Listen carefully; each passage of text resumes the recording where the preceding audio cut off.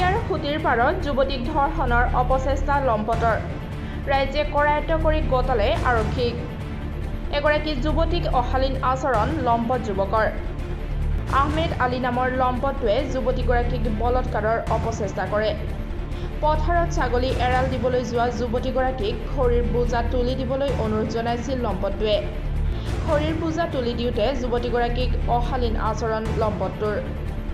যুৱতীগৰাকীয়ে চিঞৰ বাখৰ লগোৱাত স্থানীয় ৰাইজে আটক কৰে লম্পট আহমেদক ৰাইজে লপাথপা দি লম্পটটোক আৰক্ষীক গতাই দিয়ে ছাগলী লৈ গৈছিলোঁ ছাগলী লৈ যোৱাৰ পিছত সিহঁতে খৰি উঠাই আছিলে মোক খৰি উঠাই দিবলৈ কৈছে খৰি বোজাটো উঠাই দিব যেতিয়া উঠাব লৈছোঁ তেতিয়া মোৰ গাত বেয়াকৈ টাচ কৰিছে মোৰ এইটো জবাব লাগিব নহ'লে কিন্তু আমি ছোৱালী হৈ ৰণচণ্ডী ৰূপ ধৰিম এনেকুৱা অসুৰ আমি ধ্বংস কৰিব পাৰিম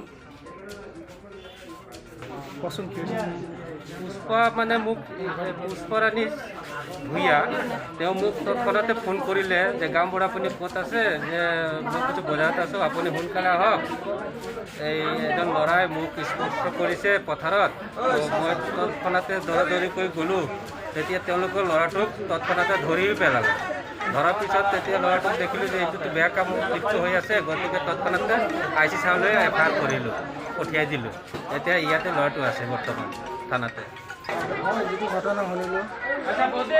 পুষ্পটো অংগনবাদী কৰ্মী আৰু একে গাঁৱৰ মানুহ যদি যিটো শুনামতে আৰু এইটো ব্যৱহাৰ কৰিব নালাগিছিলে বা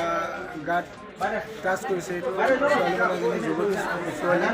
কৰিব নালাগিছিলে আমি এইটো ধিক্কাৰ দিছোঁ আৰু আমি যুৱ সমাজে ধিক্কাৰ দিছোঁ